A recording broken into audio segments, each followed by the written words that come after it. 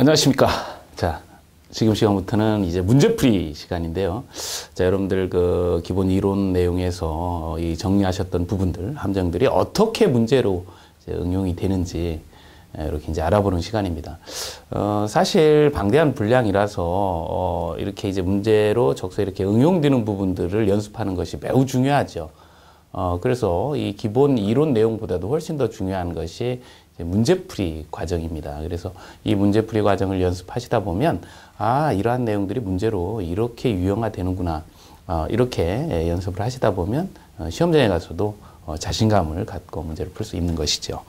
자, 1페이지 보시면 1장 관리 개관, 기본 이론에서도 말씀을 드렸지만 1장은 누가 무엇을 어떻게 합니다. 자, 간단하게 지금 이제 학습하실 내용들, 이제 이론적인 부분 큰 틀 이제 살펴보시고 그에 맞는 이제 기출 문제와 유형 문제 이렇게 살펴보시도록 하죠. 자, 1장에 개관 이렇게 되어 있고, 개관은 첫 번째 주택, 무엇을과 관련해서 주택 관련된 문제, 그리고 어떻게와 관련된 관리 방법과 관련된 문제, 그리고 누가와 관련된 관리 주체 문제, 이렇게 이제 크게 나뉘어진다 그랬습니다. 그래서 이 관리 주체는 결국 관리 주체 업무를 총괄하기 위한 실무를 집행하기 위한 관리사무소장이 이렇게 나오게 되고, 이 관리사무소장은 그렇죠, 주택관리사 또는 주택관리사 등이 되어야 된다. 이런 측면에서 이제 이러한 내용들이 이제 시험 구성 요인들이고, 실제 여기에서 나오는 문제는 이제 6문제에서 7문제 정도가 이렇게 차지를 하게 되죠. 그 중에 주택에서 하나가 이제 기본적으로 관리 방법에서 하나 혹은 2개일 수 있습니다. 이렇게 되고, 관리 주체에서 하나, 그리고 요 전체적인 이제 그 벌칙이라든지 또 관리사무소장, 주택관리사, 또 기타 이제 벌칙, 이러한 부분까지 해서 이렇게 해서 한 6, 7문제 정도가 구성이 되죠. 이론에서도 많이 말씀드렸지만 이제 법에 나와 있는 이야기들은 반드시 놓치지 않는다, 이렇게 생각을 합니다. 그래서 이제 주택과 관련해서는 우선 정리하실 때 이게 건축법에 나오는 이야기인지 또 주택법에 나오는 이야기인지 이것이 이제 정리가 돼야 되고요. 건축법에 나오는 단독주택과 공동주택 해서 이것들에 대해서 이제 기본적인 개념들이 정립이 되어 있어야 되죠. 그래서 단독주택 그러면 단다다공, 그리고 이제 지금 이제 문제풀이 과정이니까 일일이 다 쓰지 않고 다 머리 글자만 쓸 겁니다. 그래서 여러분들 이제 학습하신 내용들이 쉽게 녹아들 수 있도록 그렇게 할게요. 아연다기 이렇게 이야기를 합니다. 주택법에 의해서 우리 이제 11개 이렇게 돼 있어요. 그래서 이제 정리할 텐데, 우선 이제 주택과 관련된 부분에서 어떤 것들이 이제 포인트이고 어떤 문제가 출제가 됐었는지, 또 어떤 부분들을 이제 연습을 하셔야 되는지 이제 보도록 할 겁니다. 자, 1페이지 보시면 이제 9회 때 나왔던 문제인데요. 주택에 대한 설명이다. 옳은 것은, 자, 이렇게 얘기를 합니다. 그래서 13회 이전은 이 건축 법령에 의한 주택 문제가 많은데, 이걸 이제 구분하는 문제죠. 그래서 이 구분의 문제를 푸실 때는 이게 이제 몇 층짜리인지, 또 계층, 몇 개층인지, 이 면적이 어떻게 되는지, 이 면적을 얘기할 때는 이게 연면적인지, 각층 바닥 면적 합계인지, 이러한 내용들이 정리가 되셔야 됩니다. 잘 모르겠는데 이러면 안 돼요. 그럼 기본 강의를 꼭 들으셔야 됩니다. 그냥 문제풀이만 가지고 이거를 여기에서 또 다 설명 그렇게 하는 게 아니라, 여기에서는 이런 방향으로 잡고 포인트는 이거니까 반드시 하셔야 된다, 이렇게 정리가 되는 거예요. 그러니까 문제를 풀 때 핵심이 이제 이런 부분이다라는 거죠. 이렇게 얘기를 했을 때 그 1번 문제도 연립주택은 3번 지문 보시면 한 개동 바닥 면적 합계 660제곱미터를 초과하고 4계층 이하이다. 지금 이제 보시는 것처럼 연립주택이라고 우리가 얘기할 때, 연립주택이라고 얘기할 때, 여기 있죠? 연다기 연립주택. 4계층.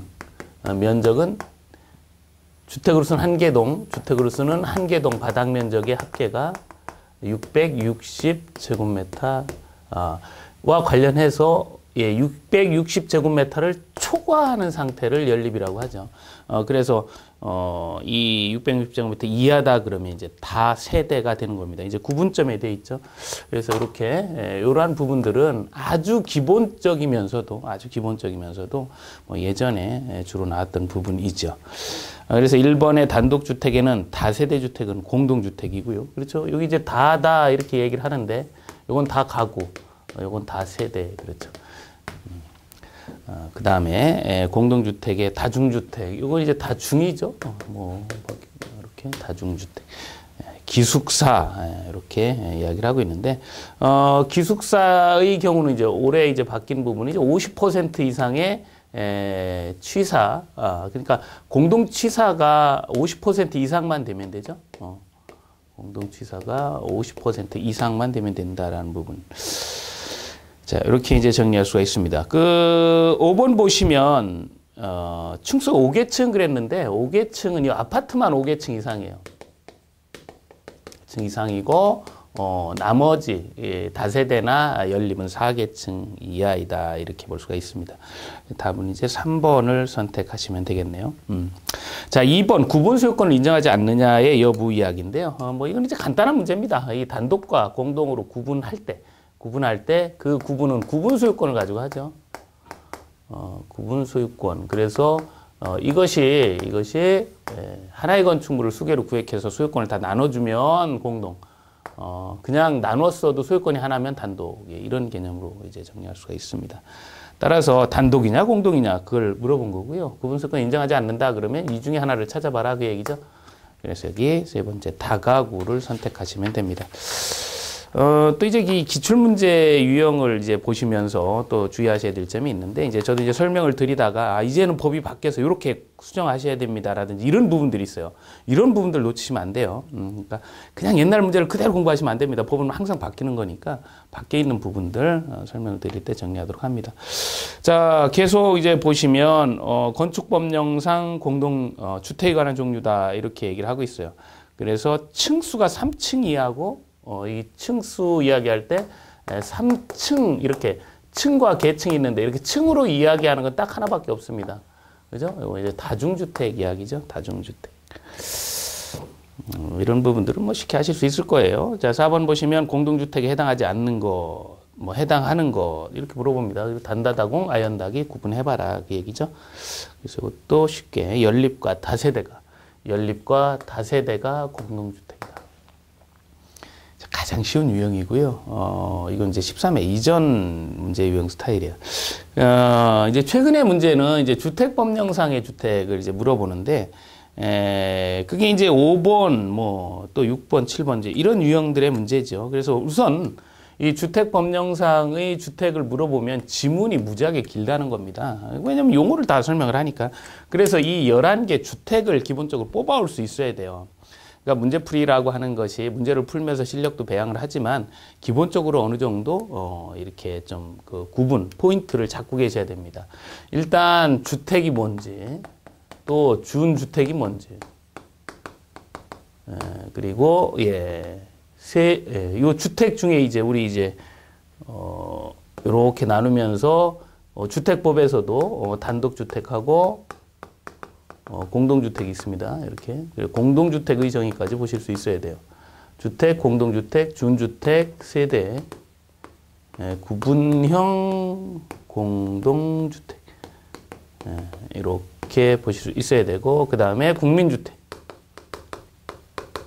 그 다음에 국민주택 등, 민영주택.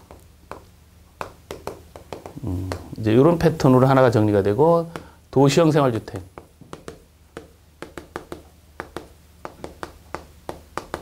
도시형 생활주택, 그 다음에 에너지, 절약형, 친환경 주택. 건강 친환경 주택.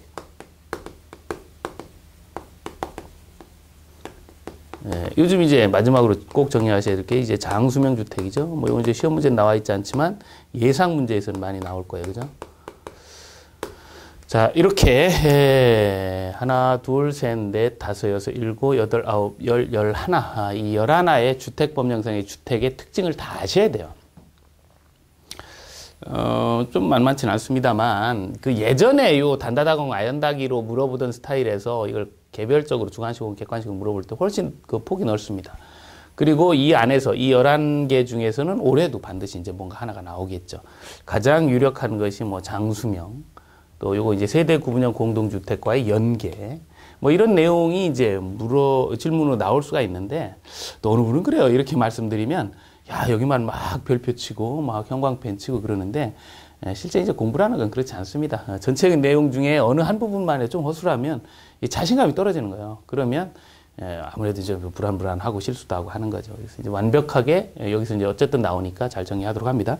기출됐던 문제. 기출됐던 문제는 아무래도 그때 당시, 그 기출되던 당시 시대상을 반영하는 부분들이에요. 그래서 사실 기출 문제를 보는 것도 중요하지만 법이 이제 새롭게 적용돼서 새롭게 유형화된 뒤에 있는 실전 문제, 요걸 잘 푸시는 것도 중요하다 이렇게 볼 수가 있습니다. 그래서 기출 문제는 방향이고 실제 이제 여러분 시험장에서 볼 수 있는 문제는 예상 문제를 가지고 많이 이야기를 하죠. 자, 5번입니다. 유형에 대한 설명이다. 옳은 것은, 자, 이건 이제 전체를 다 한꺼번에 이야기를 하고 있어요. 그러니까 12회 때는 이 두 개를 이제 섞어서 얘기한 거죠. 다세대주택, 자세대주택 이야기를 합니다. 660제곱미터 이하라는 거죠. 초과, 이렇게 초과 나오는 건 연립이었어요. 그죠? 그래서 이 하나의 층을 잘 구분을 잘 해두시면 될 것 같고, 이번 주택법령상 국민주택의 경우는 도시주택기금을 이용을 한다라는 거죠.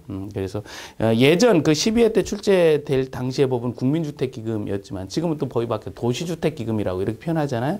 그래서 그런 부분들을 기출문제에서 수정할 수도 있어야 돼요. 그래서 주택법령상 국민주택은 도시주택기금을 지금 받아 자금 건설하거나 개량하는 거다. 뭐 이렇게 이제 볼 수가 있습니다. 2번 선택하시면 되고, 3번, 4번, 5번의 형태는 뭐 여러분들이 이론적인 측면에서 나오는 거는 잘 아실 수가 있죠. 중앙집중이 뭔지, 지역 난방이 뭔지 이런 거 모르시진 않잖아요. 그죠? 이렇게 해서 정리할 수가 있습니다. 자, 6번 보시면 15회 때 이렇게 이제 용어를 써봐라 주관식 나왔는데 이게 이제 준주택이죠. 준주택은 이거 이제 준주택 제도라는 걸 만들어 놓고 13회 때 15회 때 이렇게 연거푸 2번 나왔어요. 이제는 뭐 이제 다 이제 어느 정도 적용이 돼서 이제는 뭐 그 나올 부분이 이제 많이 떨어지겠죠. 우리가 이제 준주택이라고 하는 거의 특징을 딱 뽑아라 그러면 주택 외 건축물이다라는 요 외를 기억을 하셔야 되죠. 주택에 준한다라는 거고요. 그래서 이 준주택의 종류가 뭐가 있느냐라고 할 때 다생기노가 있다는 거죠. 다생기노가 있어서 우리가 건축법에서는 기숙사를 공동주택으로 이렇게 분류를 하지만 이 기숙사를 우리 주택법에서는 준주택으로 분류를 한다라는 요 점을 같이 비교해서 기억하시면 될 것 같아요. 자, 이렇게 보셨습니다. 그리고 여기 있는 이제 도시형 생활주택 나오는데, 이건 300세대 미만이에요. 그래서, 다른 것들은 세대를 이야기할 때, 뭐, 이하, 이렇게 얘기하잖아요. 근데 이건 이제 미만입니다. 그러니까 300부터는 도시형 생활주택이라고 하지 않아요. 299세대까지를 도시형 생활주택이라고 본다라는 거죠. 예. 자, 그 다음에 8번 문제 보시면, 뭐, 준주택이란, 준주택의 용어를 할 땐 주택 외, 요 외를 뽑으시면 되고, 1번, 네, 이렇게 되어 있고, 2번 국민주택이란 도시주택 기금이 들어간 거라는 거죠. 이 국민주택 그러면 도시주택기금. 이게 이제 사실 나오는 지문이 이제 계속, 그 포인트는 계속 나옵니다. 그러니까 그거 놓치지 마셔야 되고.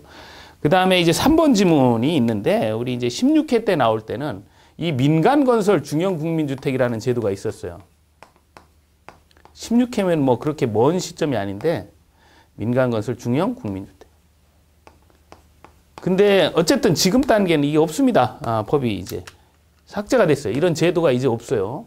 그러니까 이때 당시에는 이제 3번이 옳지 않게 표현이 돼 있는데 지금은 뭐 옳고 않고 찾을 필요가 없죠. 왜? 이건 자 삭제가 됐으니까. 그래서 주택법령상 주택 12개에서 이제 올해 이제 11개입니다. 그래서 지난해 삭제된 거예요. 그래서 이 8번 지문은 3번은 삭제됐고 나머지 1, 2, 4, 5번은 다 옳게 표현돼 있죠. 그 4번도 보시면 도시형 생활주택 할 때 포인트를 이거로 했잖아요. 그죠? 300세대 미만이다. 자, 그 다음에 5번, 요건 이제 주의 깊게 보셔야 될 부분인데, 이제 요 주택이 있고, 주택법령에서 공부를 할 때, 이제 최근 들어서는 이 주택법령상 용어를 묻기 시작합니다, 용어.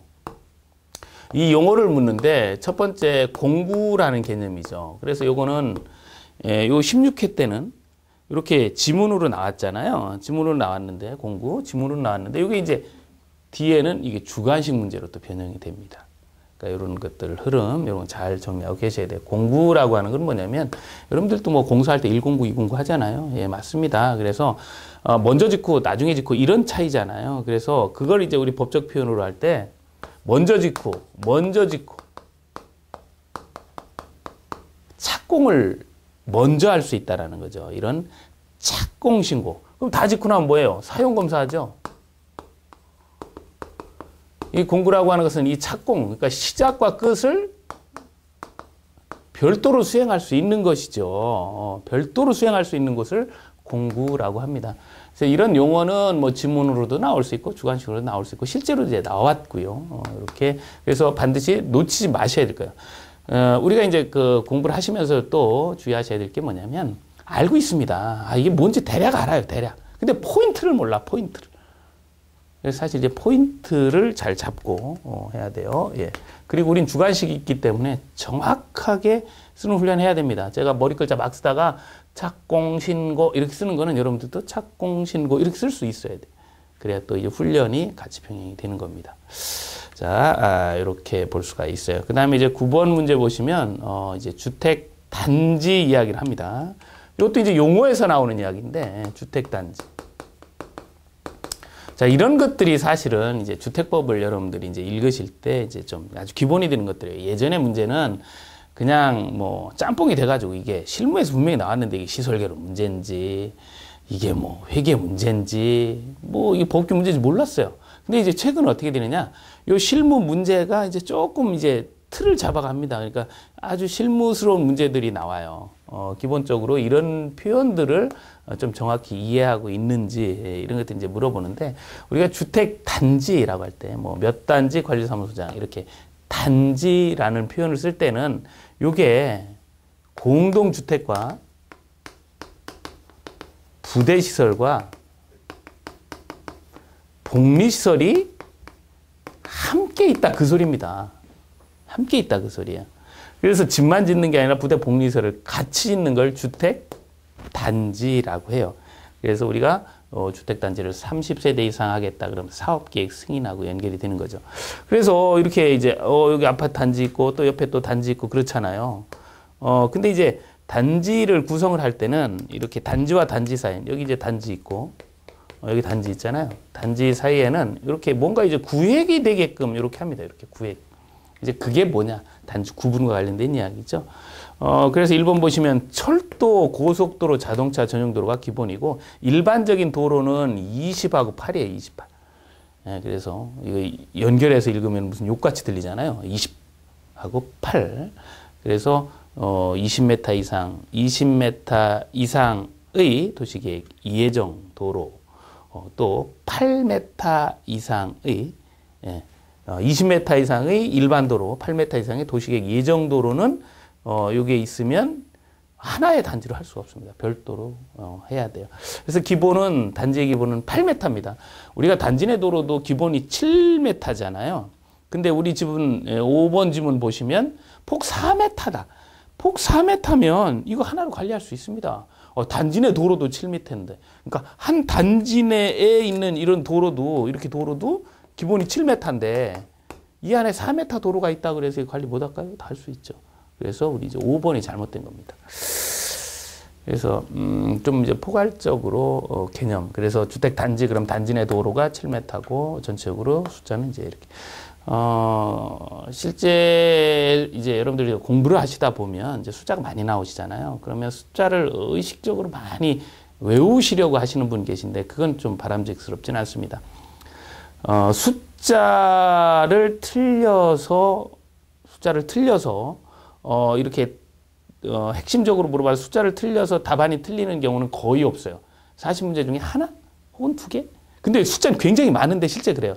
왜냐면 공부를 이제 한두 번, 두 번, 세 번 계속 이렇게 반복적으로 하시다 보면 이제 어느 정도 각인이 됩니다. 실제는 이제 많이 틀리는 건 뭐냐면 말로 풀어서 하는 이야기들. 이해죠, 이해. 그래서 제가 이제 이건 반드시 이해하십시오 라고 하는 것들이 있어요. 이런 것들은 잘 정리할 수 있도록 합니다.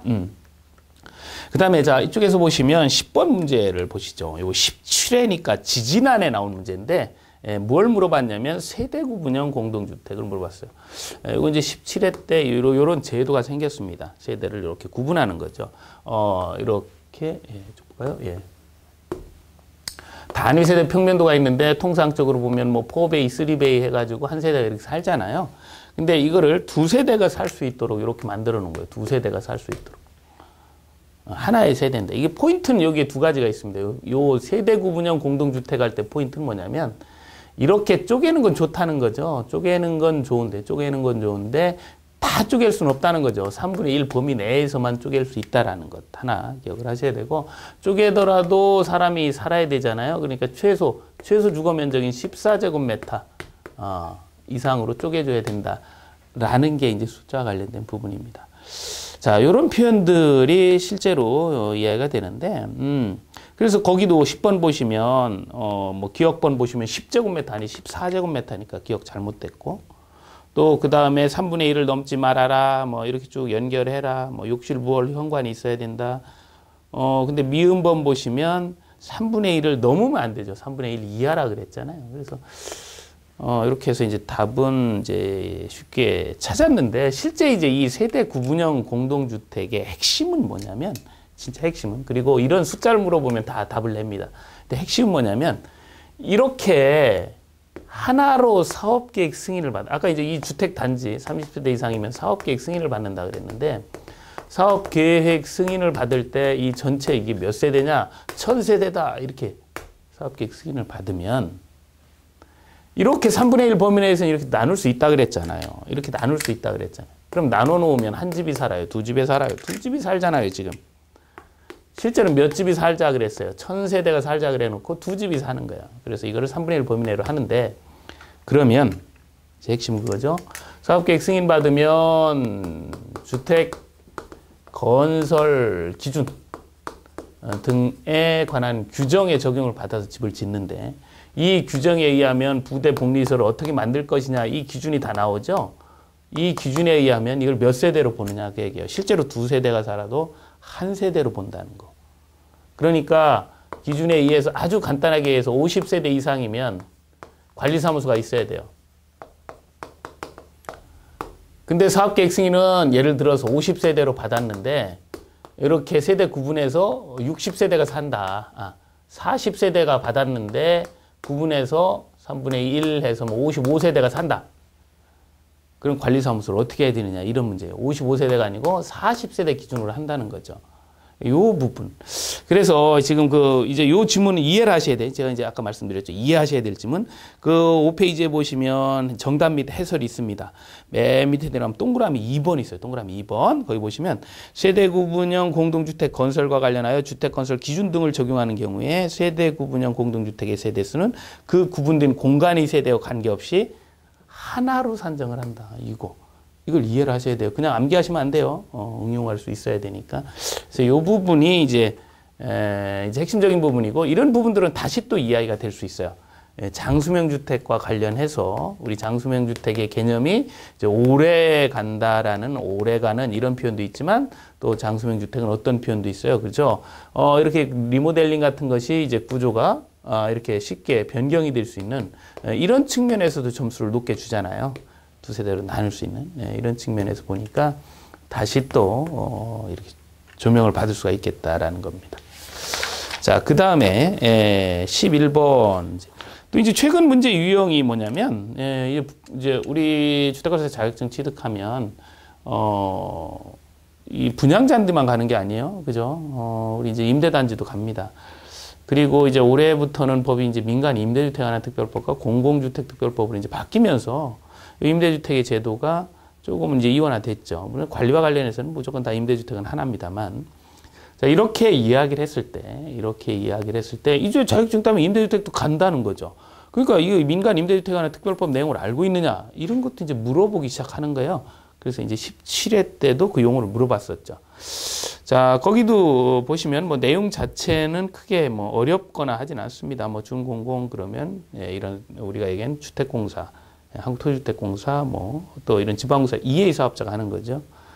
근데 이제 문제를 낼 때는 이의 사업자를 등의 사업자 이런 식으로 해서 이제 혼란을 주는 거죠. 지문도 길고 이런 부분들을 이제 핵심 있게 보시면 됩니다. 자, 그리고 그 5번에 보시면 위탁관리형 임대 또 자기관리형 또 주택임대 이런 표현들이 있습니다. 그래서 위탁관리형과 또 자기관리형 이러한 부분들은 또 구분할 수 있어야 되겠죠. 그래서 이제 위탁관리형은 말 그대로 그냥 수수료만 받는 거예요. 근데 이제 자기관리형은 뭐냐? 내가 다 이렇게 계약 당사자가 그걸 다 가져다가 임대를 놓는 겁니다. 그러니까 훨씬 더 자기 책임으로 하니까 피해가 많이 클 수 있죠. 그래서 5번은 위탁관리형이 아니고 자기관리형이 되겠죠. 자, 그래요. 그 해설은 돼 있고, 이제 포인트 부분을 잘 정리해서 둡니다. 자, 그 다음에 12번은 뭐 아주 기본이 되는 문제, 이런 기본이 되는 문제도 물어보죠. 여러분들이 이제 이 주택법에 의해서, 이제 관리를 하게 됩니다. 이제 관리를 하게 되면, 이제 관리 방법이 나오게 되고, 관리 방법은 크게 사업 주체 관리, 또 위탁 관리, 또 자치관리 이런 관리가 있다라는 걸 알아요. 그죠? 이게 이제 법에 나와 있습니다. 그래서 그럼 반드시 이렇게 해야 됩니까? 예. 반드시 해야 돼요. 의무적으로. 그래서 이걸 의무 관리 대상 뭐 이렇게 표현을 하고 누가 관리했어요? 이 사람들이 관리했죠?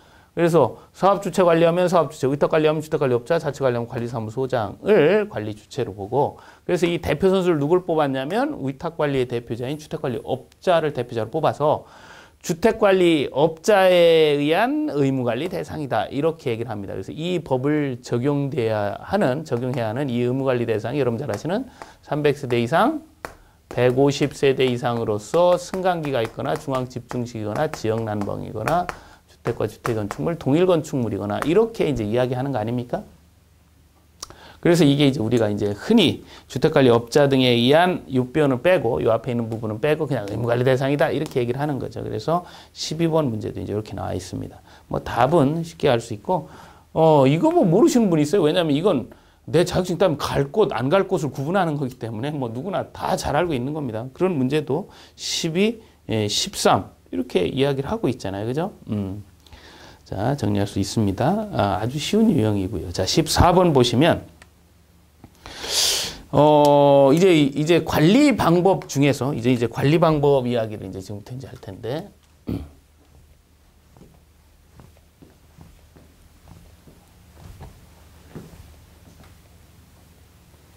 자, 이 이제 관리 방법 중에서 이제 출제가 되는데요. 이제 그 기본 강의에서 정리해 드렸지만 사업 주체 관리가 이게 상당히 난이도가 있어요.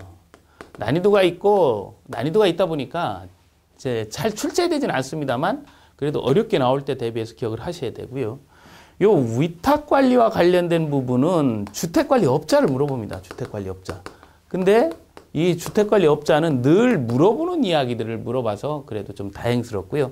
자치관리는 뭐 그 자체가 난이도가 쉬워서 크게 어렵지 않아요. 그래서 사실 이 관리 방법과 관련된 문제는 이 주택관리업자와 관련된 이야기를 잘 정리하는 것 이거 필요한데 주로 나오는 이야기가 3.2.12라고 하는 것과 과징금 이야기죠. 요 정리만 잘 돼. 그리고 이제 실제로 출제됐던 문제도 보면 뭐 요 형태가 이제 많이 나오죠. 지금 14번 문제도 뭐냐면 이 3.2.12가 뭐냐면 이거 등록을 말소시켜라. 근데 사실 이제 영업정지 이런 개념이 나오잖아요. 잘못하면 영업정지, 더하면 등록 말소 이렇게 되는데 영업정지의 사유가 여러 가지가 있습니다. 그 중에 요 두 가지에 해당하면 등록을 반드시 말소시켜야 되는 머스트 등록 말소의 경우가 허위로 등록했거나 여기에 해당하면 이거 딱 하나죠. 이거. 이게 뭐냐 최근 3년간 2회 이상 영업정지 처분을 받았는데 그 통산 12개월을 초과한다. 여러분들 그 14페이지에 보시면 미음번에 있는 이야기예요. 그래서 요거하고 부정한 방법으로 등록한 경우 요 두 경우는 반드시 말소해야 되고 이건 이제 뒤에도 계속 나옵니다. 그래서 그 2번 선택하시면 되고 그 다음에 16번 문제도 똑같은 거 아닙니까? 그러니까 14회 때 나오고 뭐 13회 때 14회 때 요 얘기는 연거푸 나온 거죠. 부정한 방법으로 등록한 경우와 최근 3년간 2회 이상 이렇게 쓰시면 돼요. 그래서 이건 또 일반적인 지문으로도 많이 나오고 있다라는 거고요. 이게 이제 이렇게 계속 나오다가 지난해는 뭘 물어봤냐면 주택관리업자의 만족도 평가를 물어봤죠. 그래요. 이제 물어봤고 다시 또 이쪽으로 갈 확률이 높아요. 뭐 아니면 빠지든가. 예. 이렇게 볼 수가 있습니다. 그 유형의 문제는 또 20번 문제에서도 또 나오잖아요. 그죠? 17회 때. 이 얘기가 뭐 13, 뭐 14, 17, 18, 또 이제 19회 이제 나오면 또. 그러니까 이게 뭐냐면 관리 방법을 한 문제 물어보는데 사실 이 사업처 관리 난이도가 높기 때문에 잘 안 물어봐요. 근데 물어봤을 때 놓치면 안 됩니다. 위탁관리는 이 주택관리업자를 중심으로 물어보고 있고 그 핵심은 이제 여기. 이것 빠지는 때는 또 과징금이에요. 과징금 문제도 이제 별도로 다뤄보시겠지만 20번 문제도 5번 보시면 최근 3년간 2회 이상 12개월 초과 이렇게 되는 거죠. 자, 그 다음에 이제 자치관리는 뭐 난이도가 낮아서요. 뭐 잘 나오지도 않지만 나와도 뭐 크게 틀리지 않습니다. 15번 문제 보시면 옳은 것은 해놓고 4번 보시면 이 자치관리라고 하는 게 그거잖아요. 자치관리 기구를 구성하는 거죠. 관리하는 기구를 구성하는 거고 이 두 가지만 놓치시면 안 돼요. 이 자치관리 기구에 관리기구의 대표자가 없다. 그래 대표자가 누구냐? 관리사무소장이다라는 거 기억하시면 돼요. 그래서 이 관리사무소장이 결국은 자치관리하는 경우에는 관리 주체가 되는 겁니다. 그리고 자치관리기구를 누가 구성하느냐? 입자 대표회의가 하죠. 기술력과 장비를 입자 대표회의가 구성을 한다. 이렇게 두 가지 정리하시면 되고요. 뭐 크게 어렵지 않습니다. 그러니까 15번도 입자 대표회 구성했으니까 내가 선수를 내가 뽑았으니까 뛸 선수 안 뛸 선수를 자기가 결정하는 거죠. 직원 임면을 결정하는 겁니다. 입자 대표회의에서. 자, 그 다음에 이제 17번, 이거 이제 기술 자격, 주택관리업자의 기술 자격도 이렇게 물어봤는데, 이런 것들은 이제 한 번 정도 이렇게 그냥 간간히 짚는 거죠. 그래, 전 기능사가 아니고 전기 산업기사 1인, 뭐 이렇게 정리하시면 되고. 그 다음에 18번, 16회 때 물어봤던 건 과징금이에요. 과징금은 이제 어떻게 기억을 하시냐면, 1,000만 원. 1,000만 원, 뭐 이렇게 하죠. 10,000원 이하로 해야 되고, 하루에 3만 원을 쳐줘요. 그러니까 영업정지 하루당 3만 원 해서 1,000만 원까지 과징금으로 바꿔낼 수가 있습니다. 그래서 18번 문제 보시면 공동주택의 입자대표에 통지를 하고 영업기간 1일당 3만 원을 깐다. 이 얘기죠. 과징금. 주택관리업자 이야기는 뭐 거의 요거하고 요거가 이제 주류를 이룹니다. 그 다음에 이제 지난해 나왔던 19번 문제가 이제 만족도 평가인데 사실 요 만족도 평가는 이제 조금은 까다로울 수 있어요. 내용 자체는 어렵지 않은데 까다로울 수 있어요. 이제 그런 유형을 문제풀이에서 잘 정리를 하셔야 되는데 이런 것들은 이제 주의 있게 보셔야 됩니다. 뭐냐면, 이 만족도 평가가 어려운 이유가 이 만족도 평가하는 평가 대상과 평가한 후에 잘했다 못했다라고 공개하는 공개 대상이 같지 않다는 겁니다. 요게 그러니까 평가하면 무조건 공개하는 게 아니에요. 평가하는 대상이 있고 평가했을 때 공개하려면 일정 요건을 갖춰야 돼요. 그러니까 이런 내용들은 좀 이제 이해를 바탕으로 해야 되기 때문에 단순히 암기하시면 이게 뭔 얘기지? 이런 얘기를 할 수가 있습니다. 이렇게 이제 좀 구분이 된다라는 겁니다. 그래서 이제 평가 대상은 뭐 우리 이제 쉽게 해서 이제 의무관리 대상이니까 뭐 이거 자체는 어렵지 않은데 공개 대상은 그 의무관리 대상 중에 10분의 1 이상이 참여를 하고 또 50세대, 최소 50세대 이상이 참여를 해야 돼요. 그래서 이 둘 사이의 관계는 and, 및, 그리고의 관계에 있다는 거죠. 이것도 충족하고 이것도 충족하는 경우. 근데 이제 19번 보시면 포인트를 어디다 뒀냐면 요거를 그냥 오와 그러니까 또는 이렇게 물어봤잖아요. 그럼 잘못된 거죠. 그죠? 그래서 사실 이제 최근 이게 이제 아주 지난해 문제 아닙니까? 이제 최근 유형의 문제는요. 그냥 단순히 이런 숫자를 외웠다고 해서 답을 내는 게 아니에요. 숫자를 외우는 게 아니라 그 내용이 이 만족도 평가 공개가 어떤 절차에 의해서 어떻게 하는데 그게 어떤 파급을 미치고 어떤 내용인지 그걸 이해를 해야 됩니다. 만약에 이게 지문대로 5번 지문대로 또는이라 그러면 1000세대가 만족도 평가를 했어요. 뭐 또 심하게 표현합시다. 3000세대짜리인데 만족도 평가를 했어요. 근데 아유 참여 안 해요. 뭐 안 하는데 아주 그 주택관리업자를 별로 안 좋게 본 50세대가 야 그거 완전히 뭐 등급으로 얘기하면 아주 최하위 등급을 준 거죠. 그럼 그 업자는 되게 못하는 걸로 낙인이 될 거 아닙니까? 나머지 2950세대는 잘한다 그러는데. 근데 여기서 잘 못한다 그런 게 공개가 돼버리면 그 업자는 또 문제가 될 수 있죠. 그러니까 3000세대면 그거의 10분의 1 이상인 300세대 이상은 참여를 해야 공개를 해야 된다 그 얘기죠. 그러니까 이런 개념을 이해를 하셔야 돼요. 이런 내용을 이해를 하셔야 이게 엔드 오화가 아니고 엔드다라는 거를 알 수가 있죠. 이런 걸 물어본다는 거예요. 최근요. 그래서 늘 제가 말씀드리지만 이제 많이 이제 변모합니다. 이것도 이제 곧 뭐 20회 내년에 올해가 19회고 내년 20회 아닙니까? 뭐 사람도 20살이면 성인이라 그러는데 옛날 유형의 문제하고는 이 실무가 많이 바뀌고 있어요. 뭐 이제 뭐 곧 이제 법은 바뀌어서 상대평가도 2020년부터 한다 그러고 뭐 여러 가지 이야기들이 이제 나오고 있는데 어쨌든 이제 여러분들은 실수하시면 안 되고 이제 1차 시험에 따라서 이제 난이도 결정되면서 이제 문제에 답을 내는데 어쨌든 쉬운 문제는 누구나 다 맞춥니다. 공부를 조금 했든 뭐 많이 했든 합격을 하시는데 이런 난이도 있는 문제를 놓치지 않으려면 이해 위주로 하시는 것이 좀 필요하겠다라는 거죠. 자, 이렇게 이제 말씀을 드렸고요. 계속해서 좀 더 보도록 합니다. 보시면 예. 19번, 예, 지금 이제 5번 예, 문제 보셨고, 그 다음에 20번 문제 아까 풀어보셨습니다. 그 다음에 예, 22번 문제도 보시면 또 이 얘기죠. 굉장히 많아요. 뭐 거의 이 얘기입니다. 거의 이 얘기. 그죠? 그래서 최근 3년간 2회 이상 12개월을 초과한 경우에는 영업정지를 뭐 이렇게 했는데 일단 초과하면 일단 반드시 말소가 되죠. 그래서 이거는 과징금 사유가 아닙니다. 초과하면 반드시 말소 사유죠. 여기 해당하지 않는 경우가 과징금 사유죠. 그래서 3번이 예, 잘못되어 있습니다. 그래서 이제 과징금은 이제 어떻게 진행하냐면 그 5번 지문처럼 통지를 받잖아요. 그럼 30일 이내에 이제 납부를 해야 되고 뭐 뭐 여기 천재지변 이런 게 있다 그러면 해소된 날로부터 7일 이내에 예, 납부를 하시면 되는 게 과징금이에요. 자, 이렇게 정리가 됐습니다.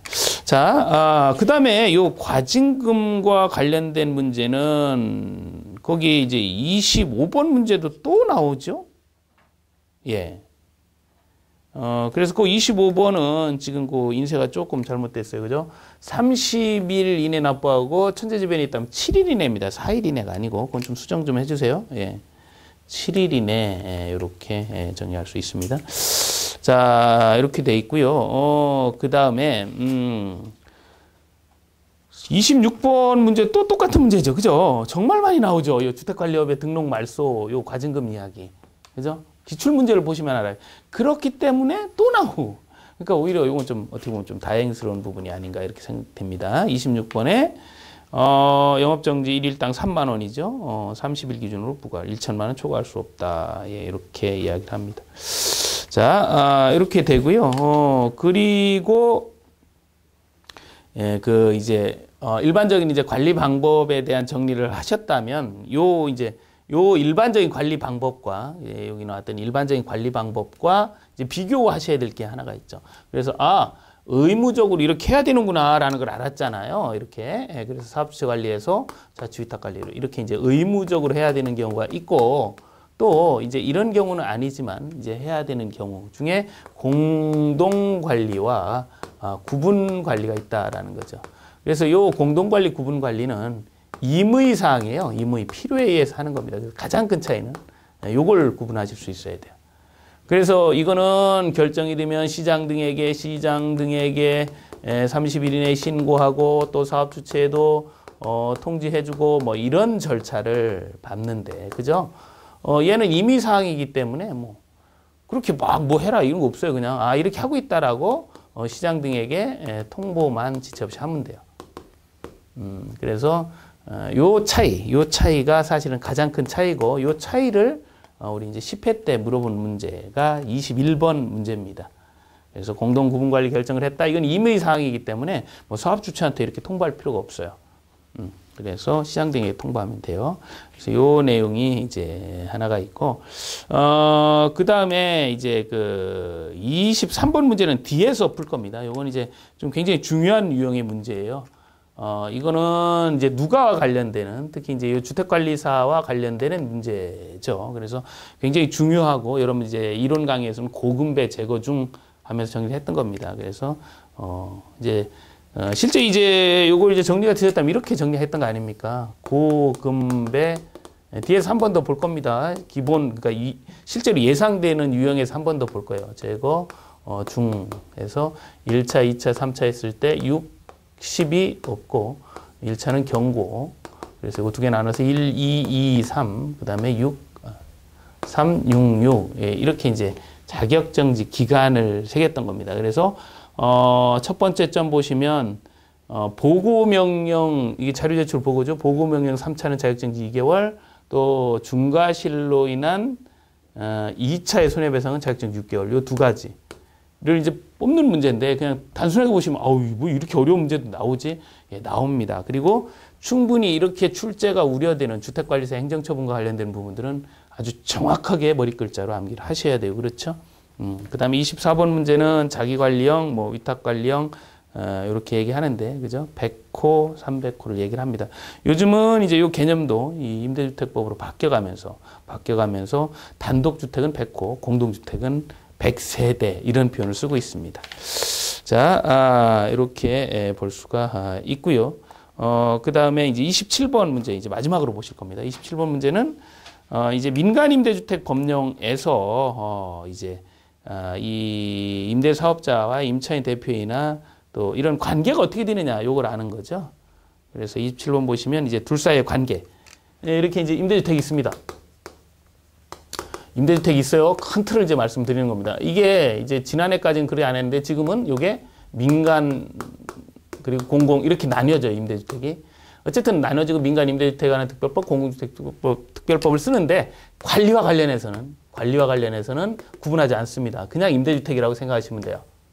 그래서 이렇게 보시고, 그 임대주택에는 임대 사업자가 있고, 그리고 임차인 대표회의가 있는데, 이 임차인 대표회의는 임의기구라는 거죠. 집을 졌으니까 당연히 있고, 요거는 있어도 되고 없어도 돼요. 어쨌든 그런데 임의기구인데 생겼다.